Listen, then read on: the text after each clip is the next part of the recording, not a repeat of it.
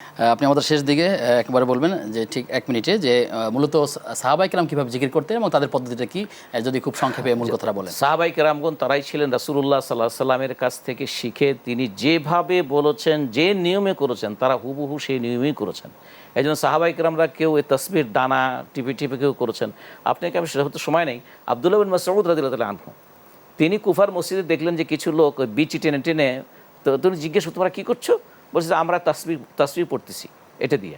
তোমরা এই তাসবিহ পড়তেছো, তোমাদের গুনাহগুলোকে তাসবিহ দিয়ে এই গোটা দিয়ে দিয়ে গুনতেছো। আমি ভয় করছি যে রাসূল সাল্লাল্লাহু আলাইহি ওয়াসাল্লামের এখনও হাঁড়ি পাতিলগুলো পুরানো হয় নাই, এখনই তোমরা রাসূল সাল্লাল্লাহু আলাইহি ওয়াসাল্লামের নিয়মকে তোমরা পরিবর্তন করতেছো। আমি ভয় করছি আমাদের মাথার উপর আসমান ভেঙে পড়বে। এভাবে হাদিসে বিভিন্ন হাদিসের কয়েকটা হাদিসের ইতে আসছে। তো সুতরাং এই জন্য এবাদত রাসূল সাল্লাল্লাহু আলাইহি ওয়াসাল্লামের তরিকা অনুযায়ী হতে হবে। এবাদতের মধ্যে সাহাবায়ে কেরাম তাই করেছেন, সেভাবেই আমাদের কাছে পৌঁছিয়েছেন।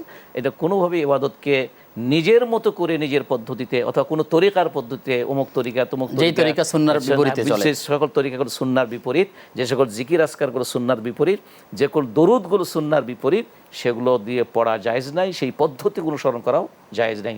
শুধুমাত্র রাসূলুল্লাহ সাল্লাল্লাহু আলাইহি ওয়াসাল্লাম এবং সাহাবায়ে কেরামগণ যেভাবে করেছেন সেভাবে ছাড়া। আল্লাহ তাআলা আমাদেরকে সঠিক দিন বোঝবার তৌফিক দান করুন। আপনাকে ধন্যবাদ জানিয়ে আপনার থেকে বিদায় নিচ্ছি।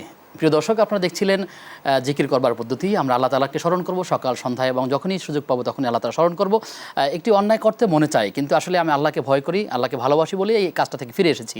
এভাবে আল্লাহ যা করতে বলেছেন তা করা, আল্লাহ যা নিষেধ করেছেন তা না করা, এটাই মূলত এক ধরনের জিকির।